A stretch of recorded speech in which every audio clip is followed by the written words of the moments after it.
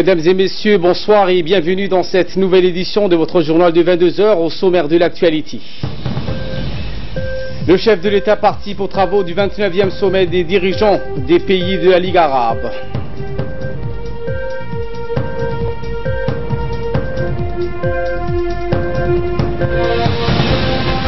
Dans un entretien exclusif à l'hebdomadaire Jeune Afrique, le chef de l'État a indiqué qu'il n'a plus besoin d'un remaniement ministériel. Dans cet entretien et dans l'actualité internationale, arrivée des inspecteurs de l'OIAC à Damas pour enquêter sur la présumée attaque chimique. Voilà pour le sommaire. Merci de nous rejoindre sur Télé Djibouti. Le président de la République, Ismaël Omar Guelleh, est arrivé en Arabie Saoudite ce matin dans la ville de Dhahran, à l'est de l'Arabie Saoudite, pour prendre part au 29e sommet ordinaire des rois, des princes et des chefs d'État du pays membre de la Ligue arabe. Le président Guelleh a été accueilli à son arrivée à l'aéroport international du roi Fahad par les hauts responsables du gouvernement saoudien ainsi que les membres de la délégation djiboutienne qui l'a précédé, dont notamment le ministre des Affaires étrangères et de la coopération internationale Mahmoud Ali Youssouf, également l'ambassadeur de Djibouti à Riyad, Diadine Bamakrama.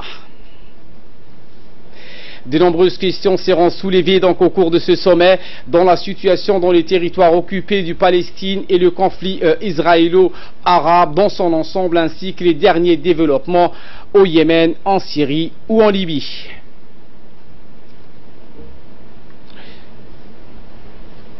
La consolidation des institutions d'État en Somalie ou le processus de paix au Soudan, les ingérences iraniennes et enfin la lutte contre l'extrémisme seront dans les tables de négociation.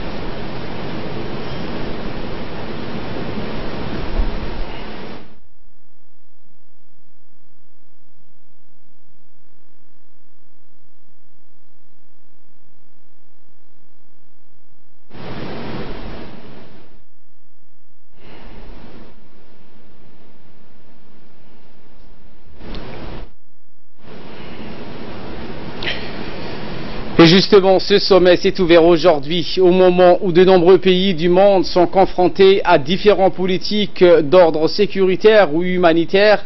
Ces situations donc appellent à plus de solidarité et de soutien. Les dirigeants arabes sont appelés donc à faire face à tous ces défis. Cette situation est de nature à contribuer à l'essor d'un regain de confiance des pays membres vis-à-vis de leur organisation. Elle est de nature également à favoriser une plus grande solidarité et cohésion de l'organisation au sein des instances politiques et diplomatiques mondiales. Le chef de l'État, Ismaël Omar Guelleh, donc, qui a pris part à ces cérémonies de clôture de l'exercice conjoint baptisé également Bouclier du Golfe organisé en Arabie Saoudite avec la participation des forces de 23 pays dont la République de Djibouti. Notons enfin qu'en marge de ce sommet, le chef de l'État aura des entretiens avec le roi Salman Ben Abdelaziz Al Saoud et le prince héritier. Le 29e sommet des chefs d'État et de gouvernement de la Ligue arabe devant se dérouler donc du 15 au 16 avril, c'est-à-dire demain, dans la ville saoudienne de Dhahran. Eh bien, le chef de l'État a justement tenu donc un discours à huis clos lors de ce sommet, de ce 29e sommet ordinaire des pays membres de la Ligue arabe. Ferdous est avec nous sur ce plateau pour nous débriefer ce discours riche en contenu du chef de l'État. Ferdous, première question, quelles circonstances ont motivé donc la tenue de ce 29e sommet des pays membres de la Ligue arabe? Eh bien, bonsoir Ali. Donc, tout d'abord, donc la tenue Ali de ce 29e sommet des États de la Ligue arabe est avant tout de mettre en lumière donc et à redoubler d'efforts donc face aux crises, insécurité et l'instabilité donc dans notre région, redoubler d'efforts afin que nos pays et nos peuples puissent vivre dans la prospérité. Et dans un deuxième temps, le chef de l'État s'est donc arrêté sur la question palestinienne, qui est une question qui est à l'ordre dans chaque sommet de la Ligue arabe. Et oui, Ali, selon le chef de l'État, le monde arabe faisant face à des troubles qui touchent de plus en plus des pays comme la Syrie, le Yémen, la Libye, l'Irak, la Somalie. En plus de la question palestinienne, Ali, vont donc mener à une action commune demeure Jérusalem et le risque de sa reconnaissance comme capitale de l'État Israël suite au transfert de l'ambassade des États-Unis à Jérusalem, comme l'a formulé Donald Trump. Le président Guelleh Ali a en outre donc plaidé pour une vraie action arabe commune pour aider le bien-être et la prospérité du monde arabe, loin des agitations, des troubles, des guerres et de l'insécurité. Et concernant donc Ali, la question de la Syrie, après donc la Palestine, le président s'est arrêté donc pour parler de la Syrie et a réitéré donc sa ferme position donc et la nécessité de trouver ainsi une solution politique qui mette fin aux souffrances humaines, qui concrétise les aspirations du peuple syrien pour préserver l'unité du pays et protéger donc ainsi son indépendance et sa souveraineté. Et sur la Libye et l'Irak, qui sont deux pays donc qui sont dans les affres de la guerre également. Et oui, Ali, donc concernant la Libye tout d'abord, notre pays soutient donc les institutions politiques et juridiques libyennes ainsi que toutes les initiatives visant à réaliser la réconciliation nationale et à consolider ainsi la sécurité et la stabilité.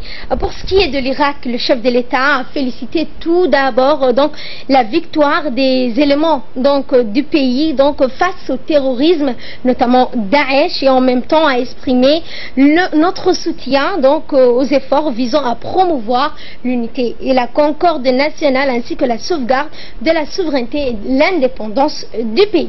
Le Yémen et la Somalie, deux pays voisins donc avec lesquels nous entretenons des bonnes relations, le chef de l'État s'est arrêté également sur son discours. Et oui, Ali, tout d'abord en ce qui concerne le Yémen, le chef de l'État a réaffirmé la légitimité constitutionnelle du gouvernement donc du président Abderrabou Mansour Hadi et notre soutien aux efforts visant à mettre fin au conflit selon le contenu donc de l'initiative des pays du Golfe et les résultats de la conférence nationale du dialogue ainsi que de la résolution 2216 du Conseil de sécurité des Nations Unies que notre pays soutient.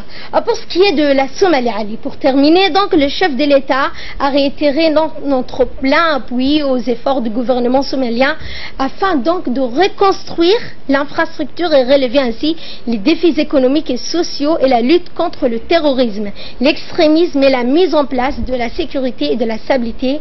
Dans le même ordre, le chef de l'État Ali n'a pas omis donc de parler de la situation donc qui prévaut donc au Soudan du Sud et exprimer à cet égard toute notre solidarité avec ce pays donc qui fait partie de la Ligue arabe. Merci Fardous Hussein pour ces explications. Cette rencontre entre le chef de l'État avec le prince héritier d'Arabie Saoudite et c'est en marge de sa participation au 29e sommet qui s'est tenu ce matin au Royaume d'Arabie Saoudite. Le chef de l'État Ismaël Margueli a rencontré le prince héritier d'Arabie Saoudite Mohammed bin Salman Al-Saoud. Le chef de l'État et le prince saoudien ont discuté des relations fraternelles et de la coopération entre le Royaume d'Arabie Saoudite et la République de Djibouti, surtout dans le domaine militaire. Le ministre des Affaires étrangères de la coopération internationale, Mahmoud Ali Youssouf, le ministre de la Défense, Ali Hassan Bahdan, et l'ambassadeur de Djibouti à Riyad, Diadine Bamakrama, ont assisté à la rencontre, rappelant que le numéro 1 djiboutien participera également demain à la cérémonie de clôture des exercices conjoints baptisés le bouclier du Golfe organisé en Arabie Saoudite avec la participation des 23 pays dont la République de Djibouti.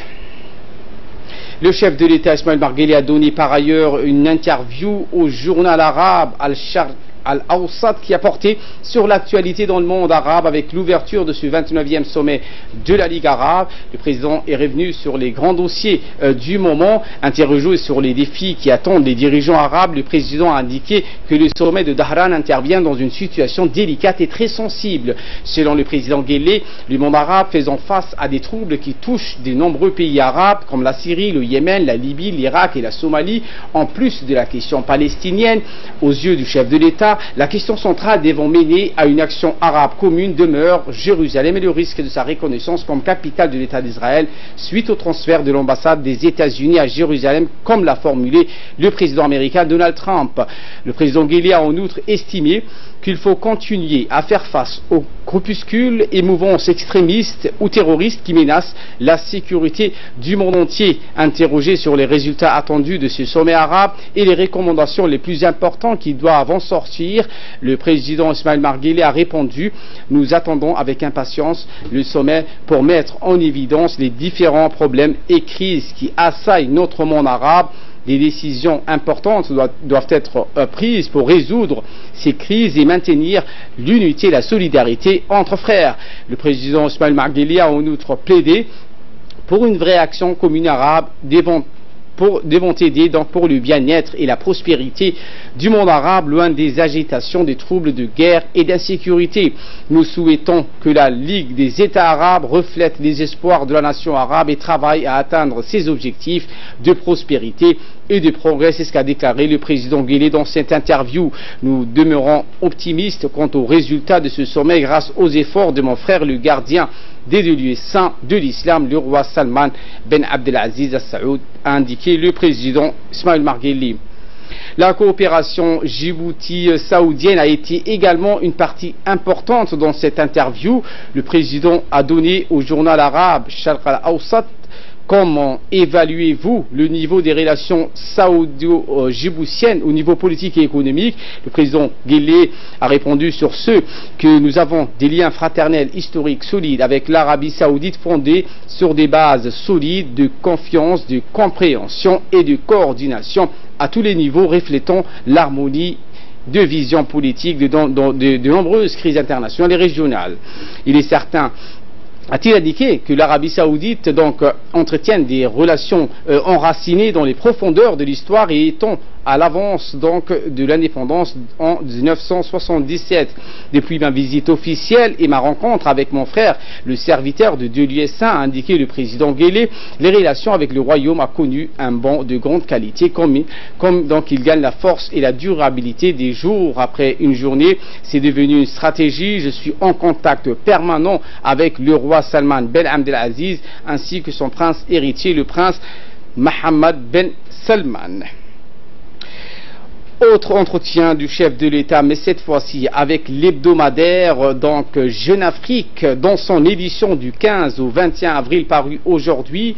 Le président est largement intervenu sur toutes les questions sensibles dans le processus électoral à Djibouti et le renouvellement du gouvernement et les relations exacerbées avec la société émirati DP World après son éviction de la gestion du terminal à conteneurs de Doralé, la présence des forces étrangères sur le sol djiboutien ou la situation régionale au Yémen, en Somalie et en Éthiopie.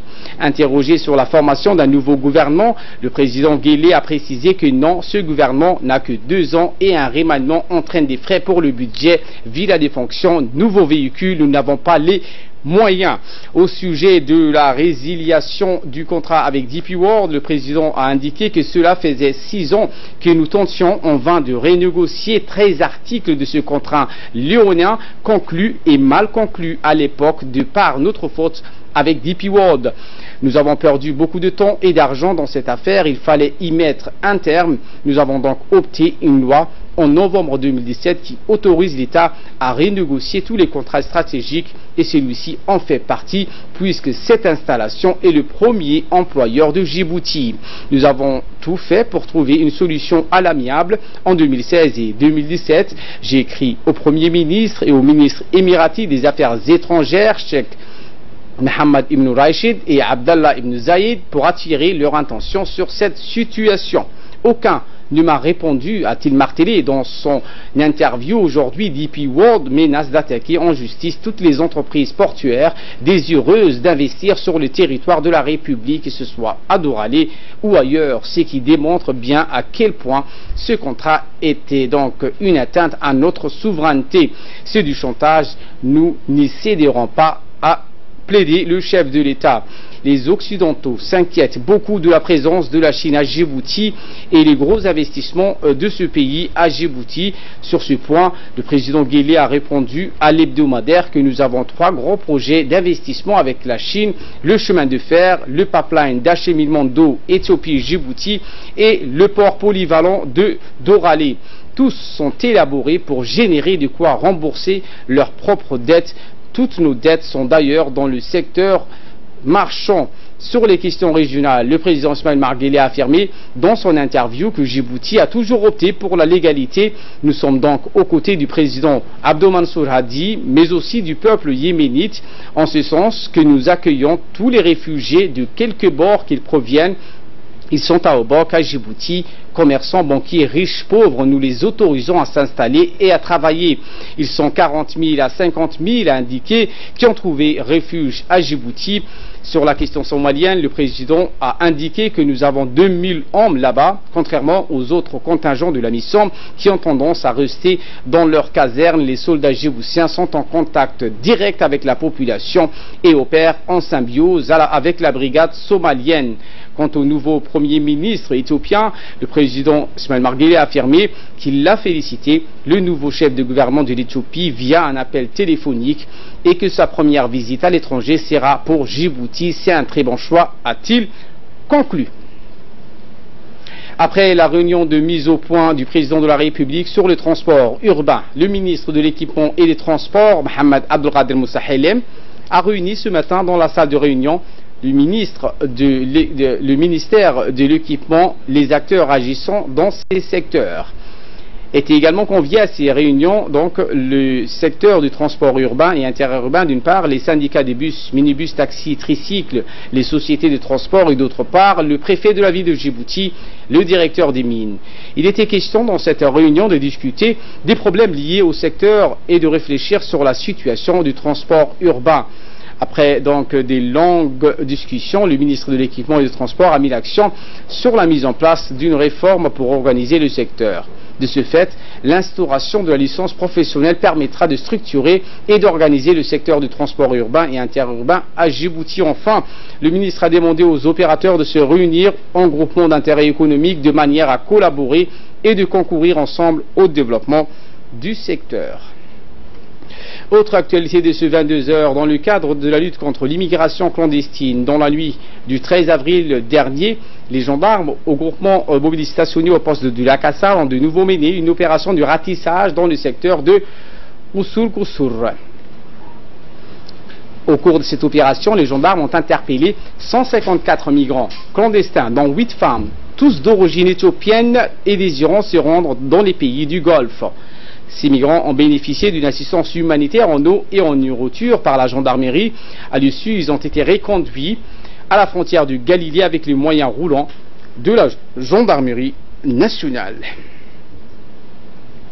De là, nous passons à ce qui fait la une de l'actualité internationale. Je vous le disais en titre, après les bombardements en Syrie, place à l'enquête, n'est-ce pas, Samatar? Effectivement, Ali, en Syrie, les inspecteurs de l'Organisation pour l'interdiction des armes chimiques, l'OIAC, sont arrivés aujourd'hui à Damas pour enquêter sur l'attaque chimique présumée à Douma la semaine dernière, Ali.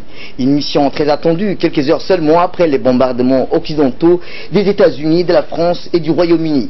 Cette inspection de l'OIAC intervient alors que Paris, Londres et Washington affirment avoir déjà réuni suffisamment de preuves contre le régime syrien.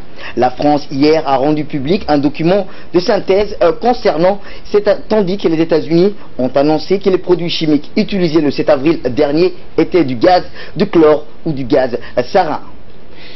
Et cette fois-ci, dans les nouvelles continentales, l'Afrique est le nouvel Eldorado ou mirage pour les fonds privés. Effectivement, Ali, fort de taux de croissance émergente d'une classe moyenne et marche potentiel énorme avec le boom démographique, Ali, l'Afrique est un nouvel Eldorado pour les investisseurs privés. L'Afrique doit et va être le meilleur endroit, Ali, pour investir à l'avenir, assure le ministre de l'économie du Ghana, Ken Ofori-Atta, rencontré par l'AFP du CEO Forum d'Abidjan. Mais les données économiques, Ali, qui disent que les sont plus constatées et certains indicateurs sont clairement dans le rouge. La crise pétrolière ou la chute des cours du cacao ont montré la fragilité de certaines économies comme le Nigeria ou la Côte d'Ivoire. Parallèlement, Ali, après une période d'essoufflement, on note un endettement public et une hausse, tandis que les experts voient un différentiel grandissant entre les boissons en infrastructure et les réalisations, Ali. Le Sénégal accueille le sommet africain de l'Internet du 29 au 11 mai avec comme enjeu la migration vers l'IPv6. Effectivement, Ali, le sommet africain de l'Internet prévu le 29 au 11 mai prochain, Dakar sera pendant une semaine la capitale de l'Internet africain. En prélude à une économie événement, le ministre de la Communication et des Télécommunications, des postes de l'économie numérique, a tenu une conférence de presse hier avec le directeur général de l'autorité de régularisation des télécommunications et des postes pour décliner la feuille de route. Les 650 délégués venant des 54 pays africains qui prendront part à cette rencontre vont échanger sur plusieurs thèmes allant de la gouvernance d'Internet, la cryptologie ou l'Internet des objets.